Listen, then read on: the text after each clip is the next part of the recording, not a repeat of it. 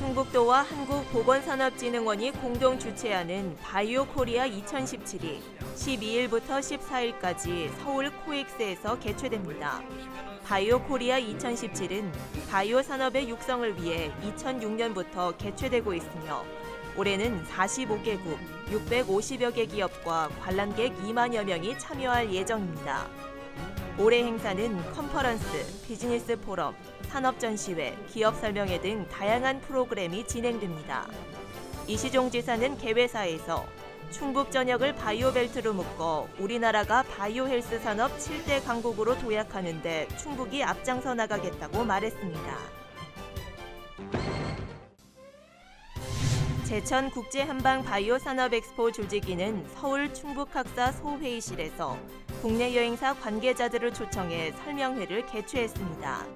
이날 설명회는 한국여행업협회 회원 여행사를 비롯해 서울 경기 지역의 우수 여행사 관계자 20여 명이 참석한 가운데 진행됐습니다. 설명회에서는 2017 제천 국제 한방 바이오 산업 엑스포 소개와 주변 연계 관광지 안내, 공식 여행사 공모, 인센티브 등을 설명했습니다. 공식 여행사로 선정된 업체에는 엑스포 홍보와 관람객 유치 목적에 한해 엑스포 공식 휘장 사용권이 지원됩니다. 충북도가 최근 문화체육부 공모 사업에 4건이 선정되는 성과를 거뒀습니다. 도는 산업관광 육성, 생태테마 관광 육성, 대한민국 테마여행 10선 관광명소와 글로컬 관광상품 육성 사업 부문에서 충북의 사업 1건씩 선정됐습니다. 이에 따라 이들 사업에 45억 원의 국비를 지원받게 됐습니다.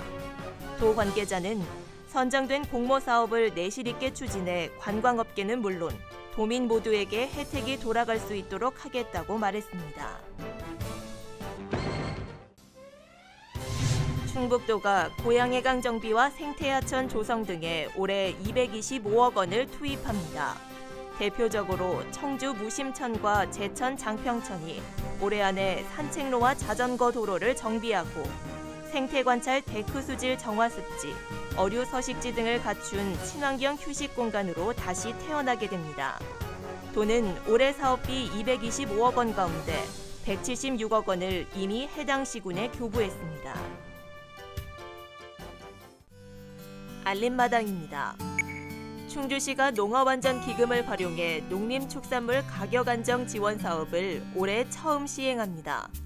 충주시는 사과, 복숭아, 밤, 한우 등의 시장 가격이 기준 가격 아래로 떨어질 경우 농어완전기금에서 차액을 보전합니다. 기준 가격은 농수산식품유통공사가 제공하는 최근 3년 도매시장 가격을 참고해 해마다 결정하게 됩니다. 단양군이 CCTV 통합관제 시스템 구축에 착수했습니다. 단양군은 옛 보건소 건강증진센터 자리에 내년 2월까지 18억 원을 투입해 범죄와 재난을 모니터하는 CCTV 통합관제 센터를 구축할 계획입니다. 이 센터가 CCTV 400여 대를 24시간 모니터하게 되면 사건 사고와 재난 발생 때 신속한 대처가 가능할 전망입니다. 이동과 보행이 힘든 장애인과 노인들을 위한 청주 교통약자 콜택시 해피콜이 12대 늘어납니다.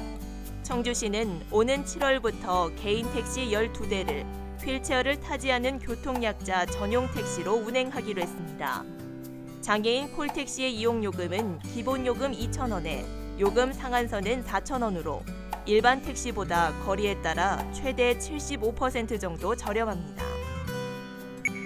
저소득층에 무료로 제공되는 국가암 무료검진 사업 수검률이 50%를 밑돌고 있습니다. 지난해 충북에서 국가암 검진 사업 대상자의 수검률은 48%에 그쳐 2명 가운데 1명은 무료암 검진을 받지 않은 것으로 나타났습니다.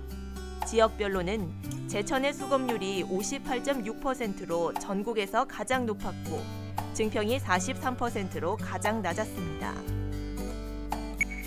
제천시가 SNS 시민기자를 모집합니다. 시민기자는 자신의 SNS 계정을 활용해 제천 지역의 행사와 여행지 소개, 이웃들의 소식을 실시간으로 전달하는 역할을 하게 됩니다. SNS 시민기자는 활동 실적에 따라 원고료가 지원되며 다양한 문화 행사에 참여할 수 있습니다.